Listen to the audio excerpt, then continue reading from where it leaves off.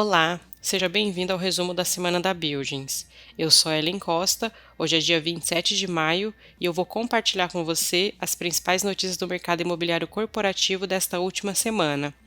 Lembrando que essas notícias estão disponíveis no portal da revista Buildings e também nas principais plataformas de streaming. E se você estiver assistindo pelo YouTube, o link das matérias está no box de descrição do vídeo.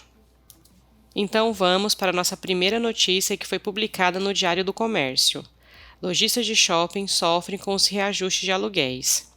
Apesar da retomada pós-Covid-19, a situação dos lojistas de shoppings ainda está longe do mundo ideal. As vendas estão crescendo lentamente e os comerciantes ainda enfrentam altos aluguéis, com poucas margens para negociações. O cenário atual certamente é melhor do que o enfrentado nos últimos 2 anos. De acordo com o presidente da Associação dos Lojistas de Shopping Centers de Minas Gerais, Alexandre Dolabella, abre aspas. O segmento de confecções e acessórios melhorou bastante, porque os eventos e festas, como os de casamento, voltaram. O setor de vestiário foi o que mais sofreu durante a pandemia, e agora está indo melhor, seja feminino ou masculino, mas a demanda ainda está muito devagar.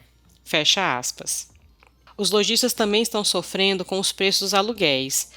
A situação está pior para os antigos lojistas, obrigados a absorver reajustes pelo Índice Geral de Preço ao Mercado, o IGPM, que inclui diversas variações da cadeia produtiva, inclusive insumos, e por isso tem sido maior que o IPCA. O aluguel ainda é alto e isso acontece em um cenário de vendas menores. Às vezes os shoppings parcelam, diminuem alguma coisa, mas o reajuste fica em 18% e 19%, o que é um absurdo. Eles estão negociando muito pouco e com poucos clientes, acrescenta o dirigente. Os novos lojistas, por sua vez, estão procurando marcas melhores, franquias mais fortes, o que contribui para ampliar o mix dos shoppings, que está ficando mais diversificado. Mas o movimento ainda está longe do que era antes da pandemia, reforça Dolabella. Segundo ele, as medidas governamentais de incentivo pouco valeram para o comércio até agora. Para melhorar mesmo, não há outro jeito. A inflação tem que cair, os juros também, e o país tem que voltar a crescer em índices mais robustos.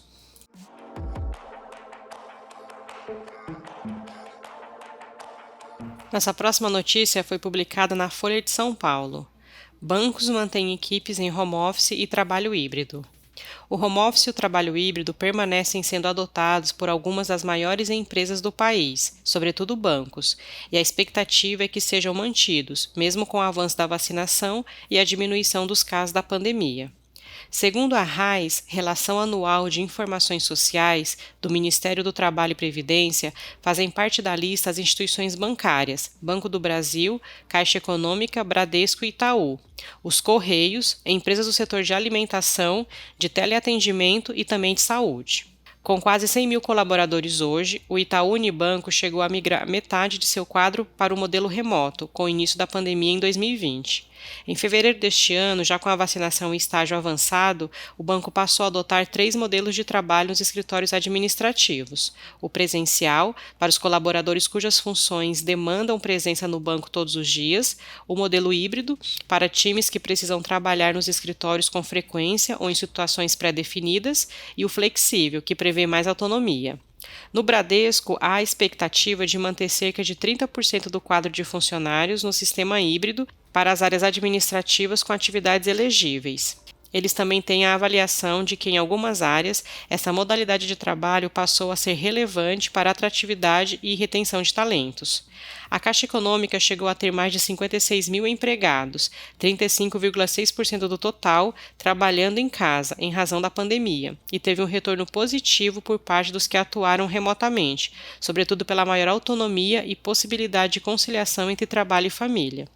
Com isso, considerando o cenário atual, estudam-se a implantação e percentuais aplicáveis para a manutenção do trabalho remoto na empresa, disse a assessoria do banco.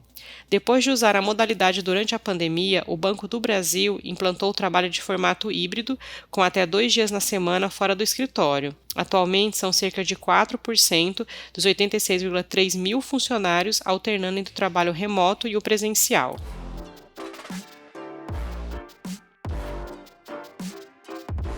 Nossa próxima notícia foi publicada no Brasil Journal.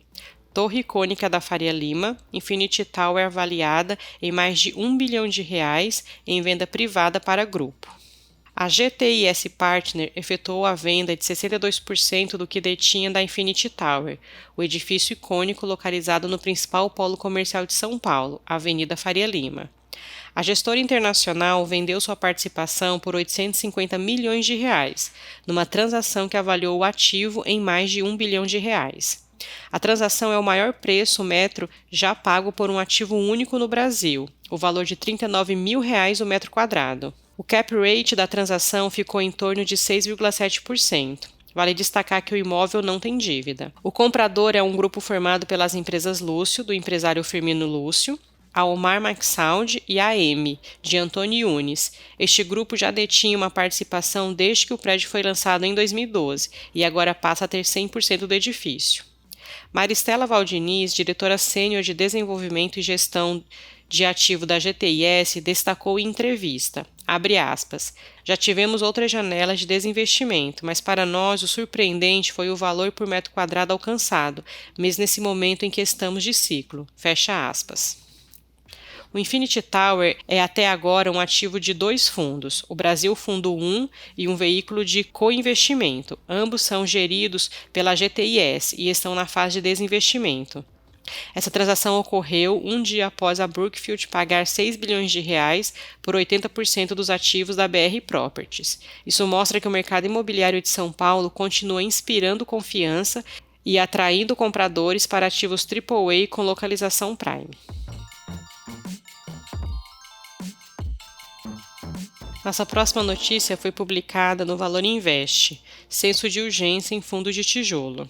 Nas últimas semanas, algumas notícias movimentaram o mercado imobiliário, dentre elas a venda por R$ 6 bilhões de parte do portfólio da BR Properties para o grupo Brookfield e a venda de 1,4 bilhão do Infinity Tower da GTIS Partner para um grupo de empresas que detinha posse do restante do imóvel.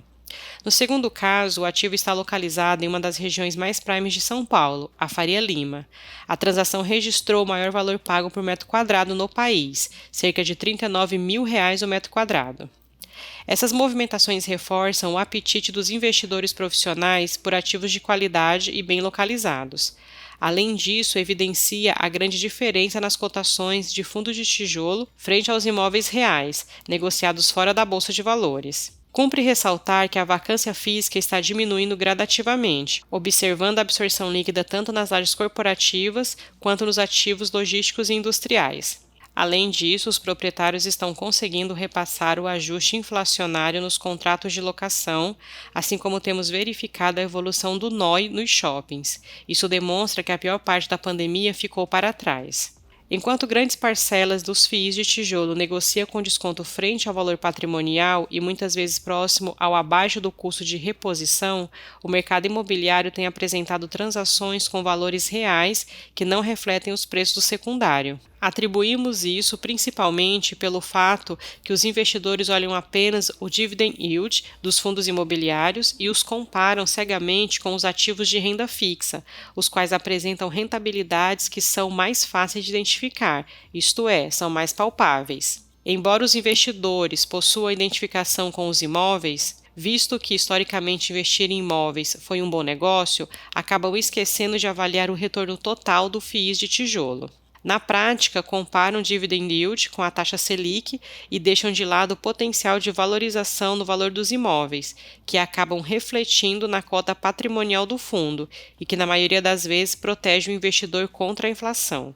Infelizmente, a precificação dos fundos imobiliários está muito atrelada à evolução da curva de juros futuro, do que a real capacidade de criar valor dentro dessa classe de ativos, além da injeção constante de recursos na economia, o que de fato contribui para o desenvolvimento do país. Lembrando que também temos visto negociações de imóveis em fundos imobiliários, os quais apresentam TIR, taxa interna de retorno, bem acima da rentabilidade que os investidores são acostumados a ver na renda fixa, por exemplo. Algumas transações apontam para TIRs entre 20% e 30%, o que facilmente superam a inflação, bem como a própria taxa Selic.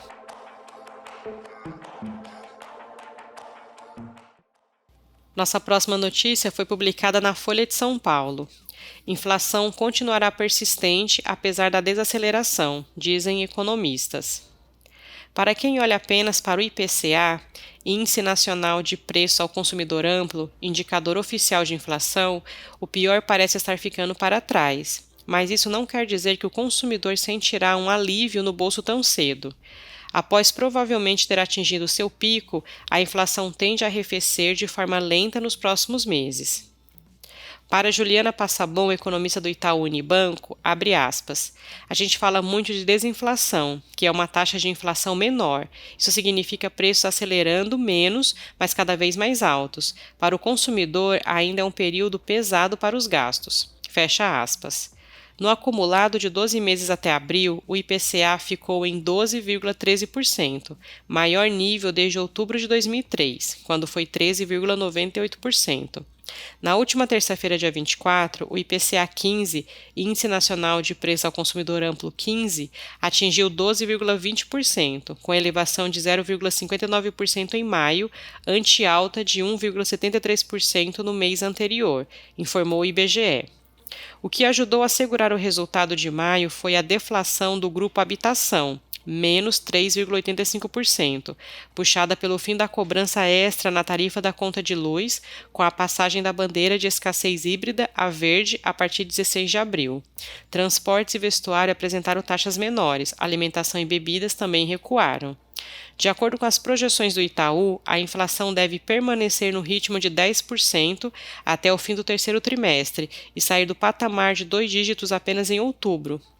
A expectativa do banco é de que o indicador encerre 2022 ainda pressionado, em 8,5%, refletindo preços administrados, combustíveis mais elevados e desinflação de bens no segundo semestre.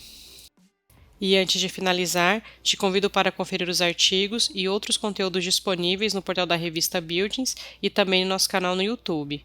Inclusive, nesta semana, publicamos um vídeo com os melhores momentos da 10ª edição do Builds Exclusive, evento realizado em São Paulo no início deste mês. No vídeo você vai conferir alguns takes do evento, além de depoimentos de clientes e parceiros que estiveram presentes. Se você tem interesse por saber um pouco mais, confira nosso vídeo no canal no YouTube. Então, por hoje é só. Vou ficando por aqui. Sou Ellen Costa, te desejo um excelente fim de semana e nós voltamos a nos falar então na próxima sexta-feira. Um abraço e até lá!